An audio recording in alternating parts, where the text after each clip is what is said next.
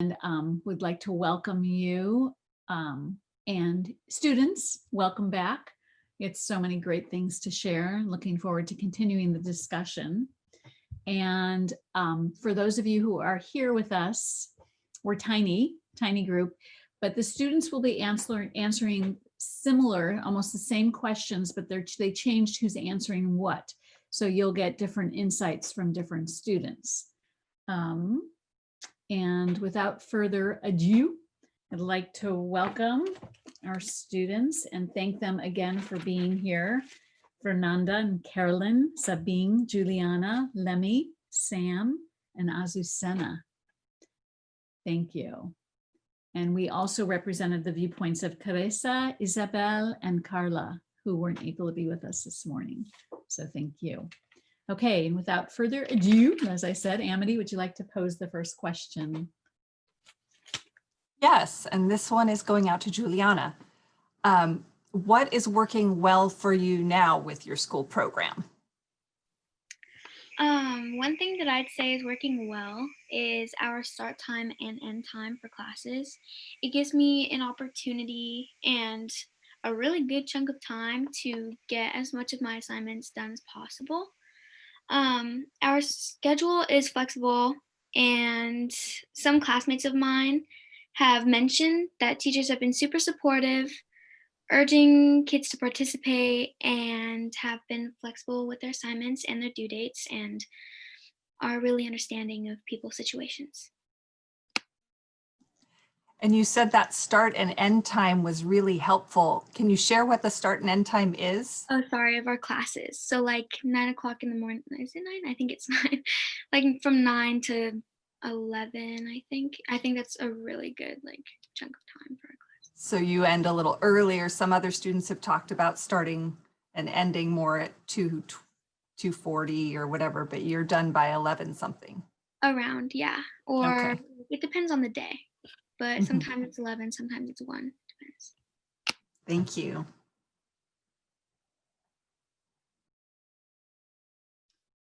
And thank you, Juliana.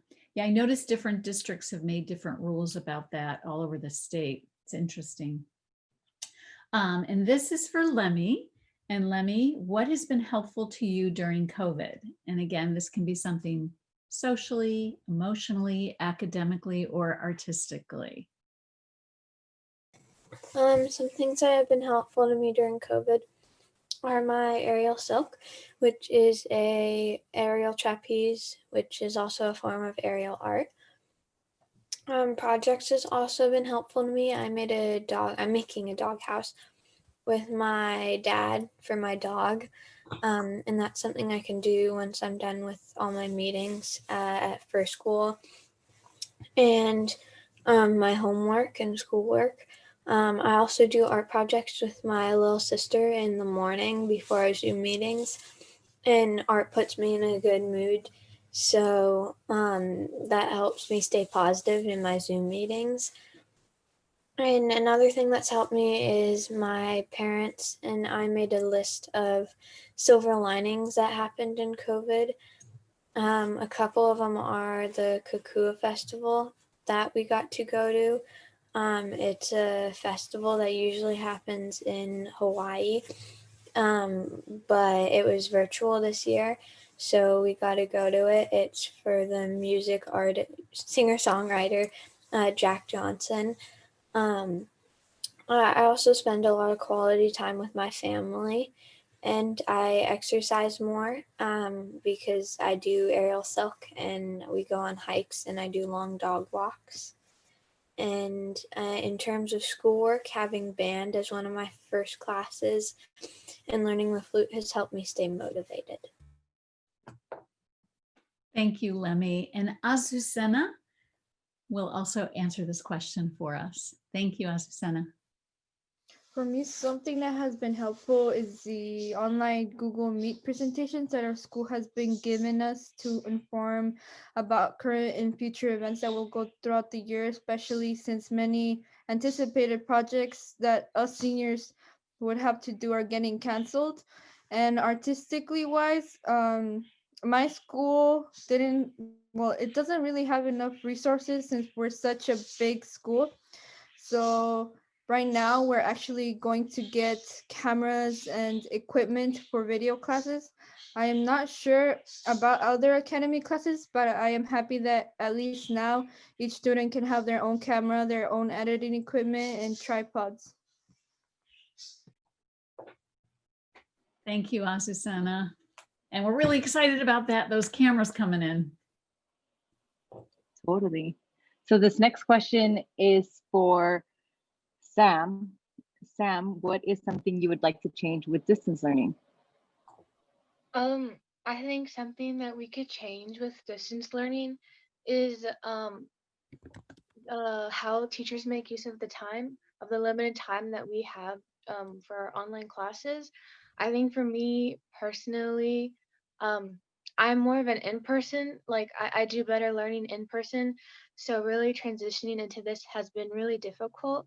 And I think not only me, but a lot of other students have said that we're really unmotivated when it comes to doing our work and when it comes to really like learning and understanding what it is we are learning. So I think just besides like doing our homework and turning in assignments, that it'd be really helpful if teachers were to focus more on content than comprehension, so that not only are they teaching us what it is we are learning, but that we are able to like fully understand what it is we are learning. And then I also, Fernanda, the same question. Would you like for me to say that loud again? No, I got it. I'm reading it right here. So something that I would really like to learn is, as Samantha mentioned, I personally feel unmotivated, and I feel like the reason why is because, so in classes in our district, we are not, it's optional to have your camera on like this during meetings. And in my opinion, I would like I think it's better to have your camera on because it motivates you. And also, you know, the teacher can see if you're actually listening or just like in bed. And yeah, I think that would be better.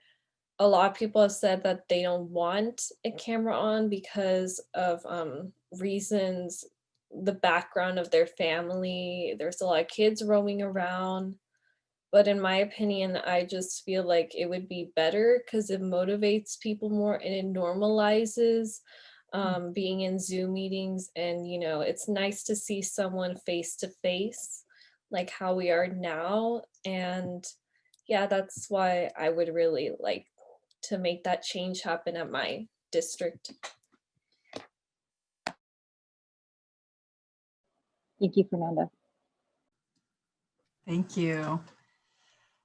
So the next question is about how you would like school to look starting in 2021. I know we can't really know all the details of what will be like, but what would you like to see?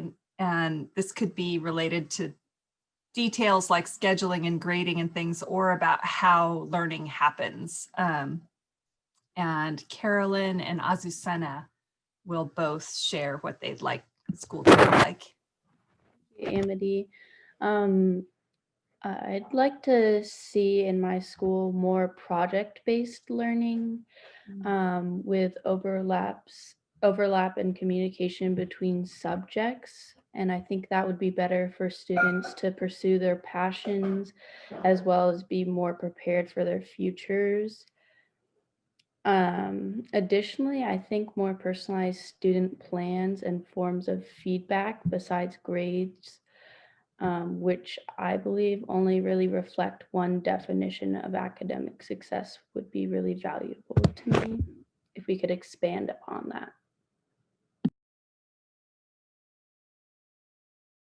Thank you, Carolyn. I really appreciate your thoughts about both project-based learning and multiple measures of grading instead multiple measures of assessment. Thank you so much.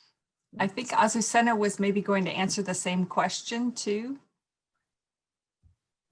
Did you still want to answer that one, Azucena? Yes. So for 2021, I do expect us to be online. And for the main reason that many are like in my community, there are a lot of students that are in vulnerable places. And so I don't think that would be possible even for me because I have started to have like respiratory problems as well as my dad. So it all depends on how the state takes its quarantine.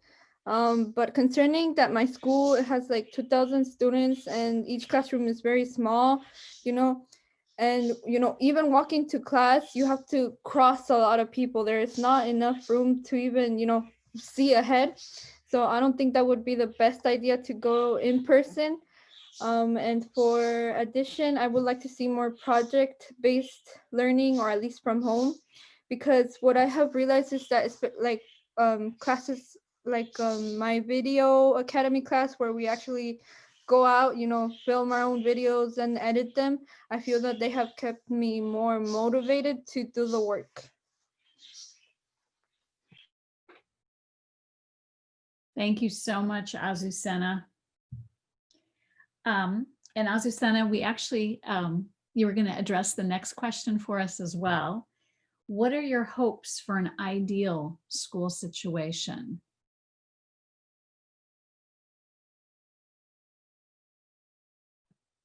For an ideal school situation, it would be, of course, to be more in school, but there has to be a certain level of safety that not only some students could have, that all students could have, no matter if they have health issues as such.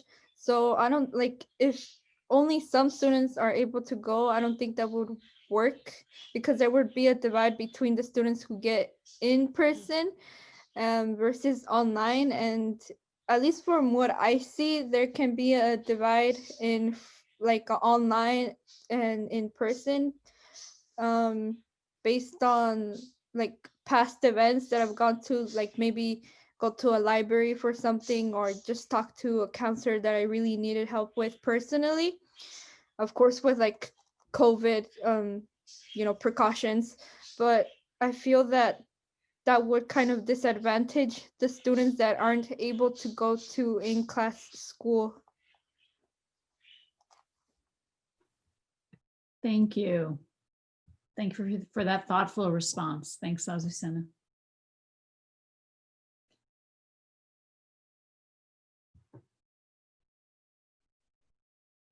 Sorry, guys. Tell us, this question is for Sabine. Tell us the best way for you to get the information you need to get support and help if you need it. Okay, well, for me, I feel like I'm sufficiently informed when all this information is coming from the same place, sort of. So for me, most of my teachers use Google Classroom, and that works really well. But on the off chance that they don't and they just send it in an email, I definitely see patterns that people either don't show up or don't have the necessary information they need to do what the teacher's asking. So I think it's important that all of this be sort of through the same platform or same method. But I also think that I feel supported when teachers actively recognize that everyone has a different home life and not everyone can perform in the same way that we used to be able to in regular school, because our circumstances are so different now. So just like understanding and compassion from our teachers and for our teachers, I think is the best way to give and receive support during this time.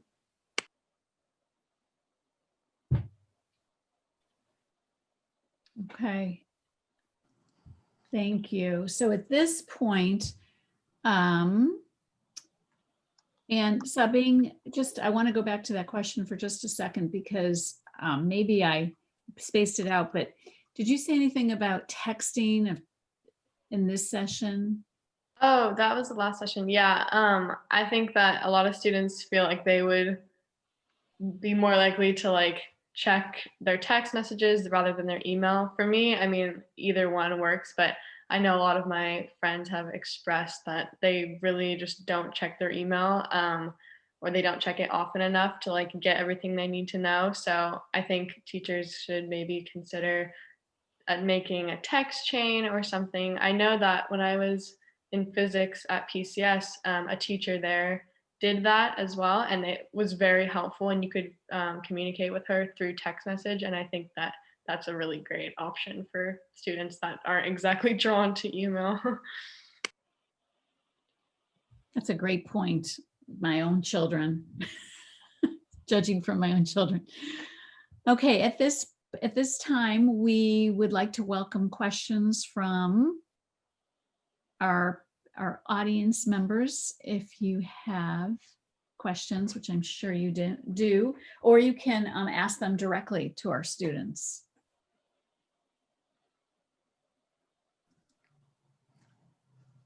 While people are thinking about questions, there was one from last session that went in the chat that didn't get able to be asked that I was curious to hear the response to too. A teacher had asked if any of you had any specific examples of things your teachers do that make class fun and engaging. Like they wanted really concrete examples. Any favorite teachers you have that have put some routines or done something that made class more enjoyable for you? At least for me, I have an AP English teacher. Her name is Miss Donovan. And each time we have class or like before class, we get to either type something good that happened to us in the chat well, it just depends on the day. Sometimes people all feel bad or sometimes all people feel good. But other than that, she has like a dog calendar. And she shows us like the dogs on the calendar for each day and like what they do. And they're usually pretty uplifting. So that brightens up the start of the class. Great examples, Azucena. Thank you. Go ahead, Juliana.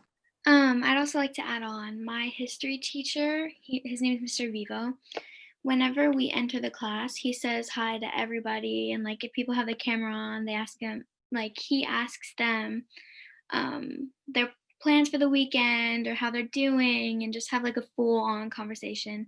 And then he's just really like fun and like goofy. So he makes the like assignments and like the way he talks about his stuff super engaging. And I just think he's really cool. So. And then we do, yeah. I was going to say, we do have a question in the chat. So the question is, what kind of teaching style is your favorite? I can answer this one. So, for high school, I used to have an English teacher, it was for last year, and what he would do is he would like make us debate.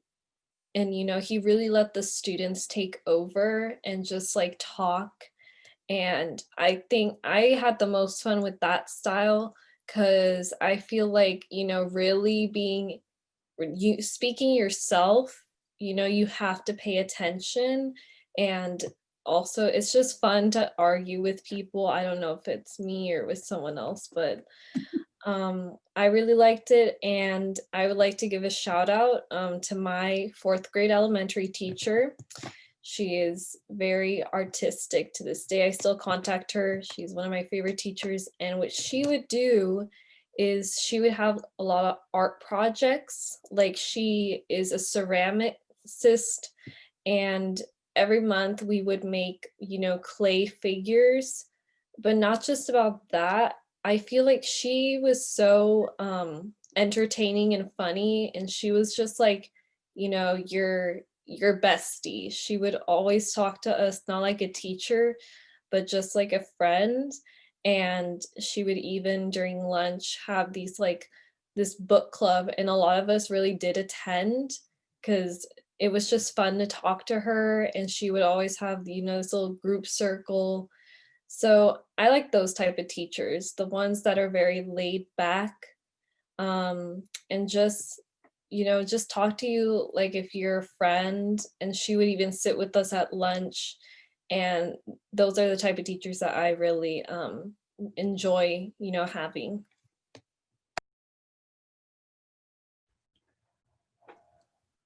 Thanks, Fernanda. Great insights. there was a bit of an addition to the question about whether you see that style still being able to be used in distance learning now. So, well, yeah, you can still like, have a debate with someone with like breakout rooms and stuff like that. And I know that my fourth grade teacher, because I do contact her every once in a while, what she does is she like shows you little hand cards to, the students to say, be quiet and this and that. She also like will randomly show pictures to her students because she has like dogs, and I think, you can make it work. You really can.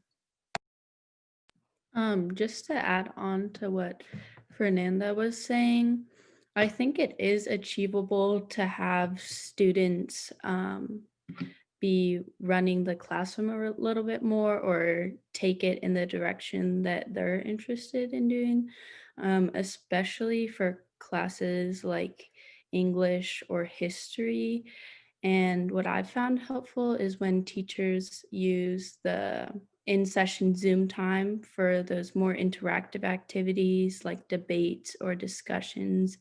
Then we're able to do the more content-oriented things on our own for asynchronous activities and come back and ask questions about that. So that's been very helpful to me.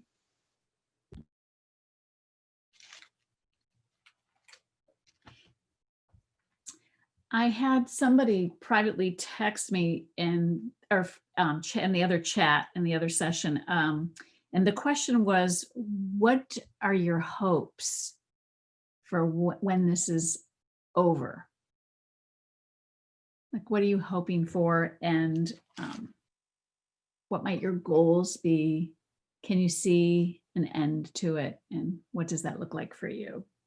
I can go ahead and answer this.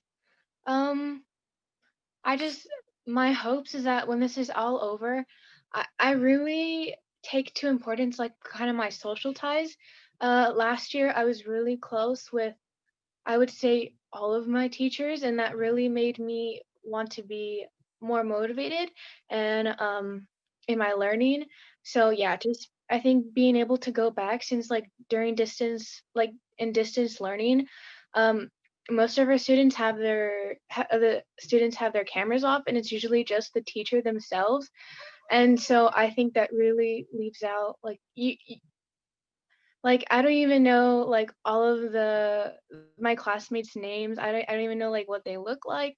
And like even with my teachers, I think they like all of them, they are all like really amazing people. So I think when I'm able to go back, I would just be able to love to like get to know them more and really be able to get to know my classmates better, because that overall just really helps me to do better in school.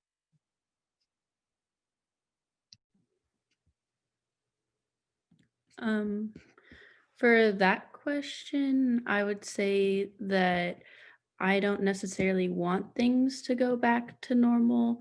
I don't think that's going to be super possible. And I think that even previous to COVID, there were issues within the education system and with things not being engaging enough or opportunity gaps. And those just got exasperated with COVID. So my biggest hope is that teachers and schools and administrations have really taken this time to reconsider what's important to students and what will actually encourage them to learn and grow, and then take that to make some reforms and changes to our schooling. I also wanted to add that I feel like in general, the American education system, I don't really, like the way it is, because I used to attend a charter school. And when I attended that charter school, I feel like I did a lot better. And that was because my teachers really focus on collaborative learning instead of just, take notes, do this, do that, just mainly listen to the teacher. So what my 8th grade teacher would do is that he would, just let us help each other out And that's what really helped me. We would all get in groups. We would all, just roam around the classroom and say, hey, what'd you get for this? And he would really trust us in actually getting, the answers from one another, and just like really understanding it, not just like, oh, this is the answer for, number 4. And I feel that was the best way that I learned. So I feel like teachers really, even after this pandemic is over, need to start focusing more on collaborative learning and really making sure not only your students pass, but excel and really understand the material.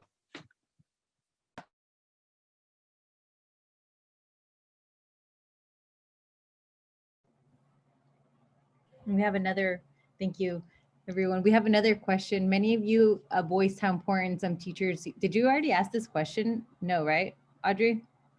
Okay, cool. Many of you voiced how important some teachers you had and how they inspired you. Are any of you looking at going into teaching? I have actually thought of being a teacher since I was very little, but with like recent years that I've gone through high school, I don't really agree for the way that teachers teach, and especially with like homework and the weight that they put on it, it has really messed up my mental health. And now that I don't have as much homework as I used to, it has significantly gone up. My grades are so much better. And so if I were a teacher, if I were to be a teacher, I would like to change the way that teaching is made. I have in the past, but mainly the reason is because, so many teachers, they do so much for us, but they're so underpaid, and I don't really want, a life for myself for that. And also I have other interests too. And yeah, I'm still considering it to this day, but I feel like the way that we as a society with based on wages for teachers, I feel like they're very undervalued, especially how much time they put into getting their degree and planning. Yeah, it's something that I really don't like about this system here in the US. I would also like to add on that. In the past, I have thought about being a teacher, and to this day, it's still one of those possibilities. I think, personally, I have suffered a lot with my mental health, so I have thought about going into teaching about that specifically. I also have some family members who are also teachers, and they really do a lot to really help their students. And in my past experience, I would just think, like, looking back on some of the teachers that I've had, they've really come to like help me and have really like shaped my life. And like those teachers, not only were they like really good at teaching and really considered like the students, but I've also gotten to know them very personally, and they were just genuinely like really amazing people. So I have thought about teaching and just wanting to help like other students and other kids who may be struggling.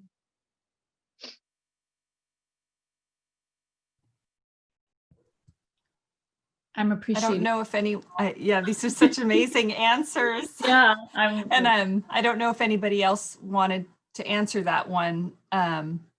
In the chat, Carolyn posted some insights. Yeah, and I wanted to actually expand on something Carolyn said in there to see if students, you wrote, Carolyn, trust is so important with student-teacher relationships and going both ways. And it made me want to ask how that trust can be created both ways, if any of you have experiences of what makes that possible.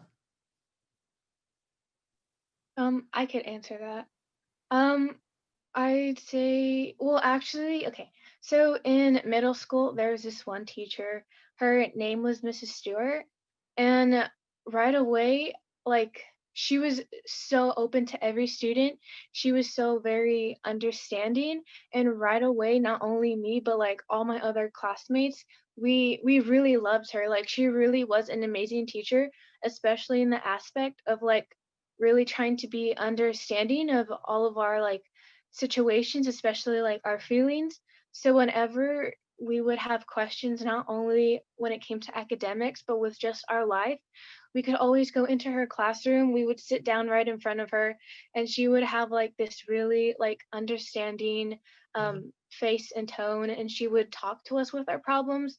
So that just made us feel much more closer with her, and just like she was just very understanding. So we all just loved her.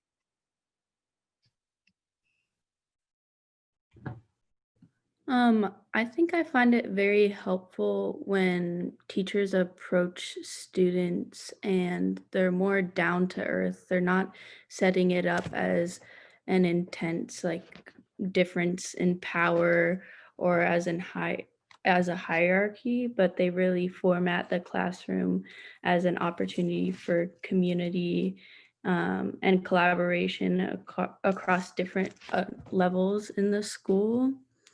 And also, I think it would be valuable if teachers made or collaborated with students to make group agreements at the beginning of the school year. And I think that would be an easier way for both parties to show greater respect for one another and just encourage learning as well. Carolyn, do you have an example of where you've seen some of these things happen? Yes, I do. In the group I'm a part of, Youth for Environmental Action, the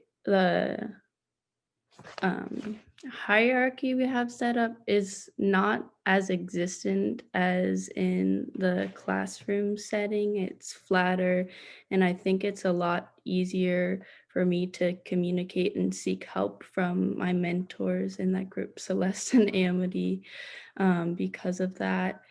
And additionally, we do spend a lot of time visioning and discussing, having open conversations where everybody's voice is heard, as well as before we started working on projects, we set up group agreements and our expectations for one another. Thank you, Carolyn. I'm just blown away by the insights and the things you have all said today. So I'm just really honored. And I know we're almost out of time. And Roland, you wrote beautiful things in the chat, and I didn't know if you wanted to verbally say them to the students. You're on mute, though. You're still on mute. Thank you. Okay, sorry. I had another screen in front. You have given us all a lot of ideas today. And, you know, this is, like some of you alluded to, kind of the first day of school for all of us in reinventing not only what we have now, but what it could be, and how to take some of the things that have been maybe forced upon us in a way we don't like with the pandemic, but yet look at ways we can make it even better for all of you. And the feedback that you have, you know, after probably 9 months of, you know, the struggles and coming together really help with that. So, you know, I want to just encourage you, all of you today, is to just get out there and, you know, go for your goals, whatever they are. I mean, you know, and for those that, you know, if you want to go into teaching, reach out to your former teachers or whatever, and let them know, because there's nothing that makes a teacher more proud than for one of their students to come back and say, I'm thinking about going into teaching. Do you have a minute you can talk with me?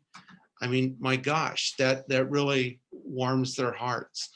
As one of you said that, you know, the salary's not the best. It's not. You can make a living if you're careful at it, but what is the best is what you feel every day that maybe something you did help change the lives of your students. there's nothing that can replace that. And you'll never know how many lives in your career as a teacher that maybe you hit. So, I took 3 pages of notes today while you guys were talking. And I just want to say, get out there and rock the world, whatever direction you go. And Sophia. I just want to say something, just because as a colleague of Audrey's, also the arts coordinator for Santa Clara County Office of Education, and just having run a conference for pre-service education students at San Jose State, I want to say that the students, especially those of you who are in high school right now, considering going to college, you have incredible experiences that you can bring to bear on teacher training programs. You can shape the direction of education, and you have the power in it because you have this lived experience. So really, you're bringing a lot of experience. I wouldn't discount teaching off the top, and remember, it is a 10-month contract. So, but all joking aside, it is one of the best, if not the best professions, because of the things everything that you just talked about. And we're in such a time right now, such an opportunity to reshape education. And your voice is so important in that equation. So I want to thank you. I'm blown away by just how thoughtful and articulate you were in being able to express this. I think this is the most important session of the whole conference because it's about students. And thank you for being here. Thank you, Sophia, and thank you, Roland. And with that, I want to thank our students and then go take a break. And students, you are free to go back to school. Woohoo! But we will see you tomorrow morning, bright and early. I will text all of my students to let them know what time and make sure you have the link. So tomorrow's session will be about innovation. And thanks for joining us, Roland and Sophia. Thank you so much.